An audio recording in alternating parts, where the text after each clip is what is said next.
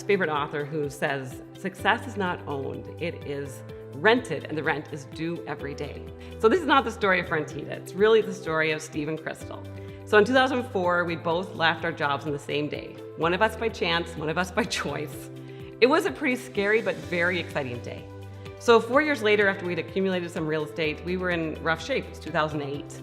And God blessed us, and He brought an opportunity that in the first few years I realized was probably not the wisest move, but we took over 3 assisted living homes in Milwaukee.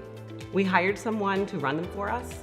Within a few months, we were in trouble, a lot of trouble. We were going to fail again. So Steve and I looked at each other and said, who's the best fit to go to work every day? And I was a stay-at-home mom, and I enjoyed every minute of that. And Steve said he'd stay home with the kids, and I started going to work, and I worked my tail off. And then that woman left our company, and I was in charge.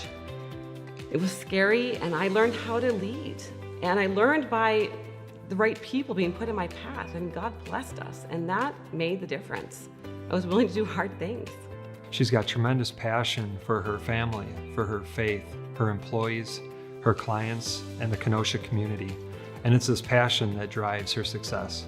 I've known Crystal for about 15 years, and I think I've got a pretty unique perspective on her because I've worked with her professionally. Our families have vacationed together personally, and we've volunteered together civically. I think there's several qualities that make Crystal unique. One is, I think she's fearless.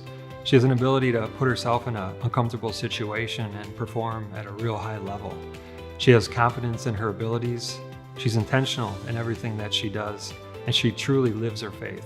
A few months after I became really a part of the leadership of my own company, I determined that part of what I loved doing was just helping people grow and seeing people around me excel. And that's, honestly, I was 35 years old and I finally could answer the question, what am I passionate about?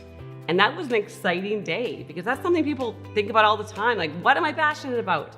And I remember distinctly the day I said, I care about helping people grow. So I had a friendship with someone who worked for Crystal, and when she got into a tough spot with the business, so they bought the business as a investment and hired someone to run it, and that wasn't going well.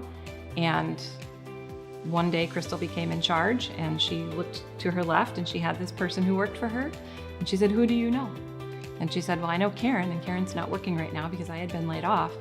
And so she called me and she said, I don't know what you're going to be doing, and I don't know how long we're going to need you, but are you available tomorrow? So they picked me up and we went to Milwaukee, and she gave me a list of, like, here's my car keys, here's my credit card, here's a cell phone. I need you to just do this. And I've been there ever since.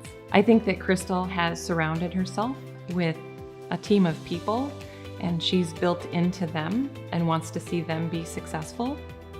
And success for her looks like helping the people around her. She asks questions, and she always says, what can we learn from this?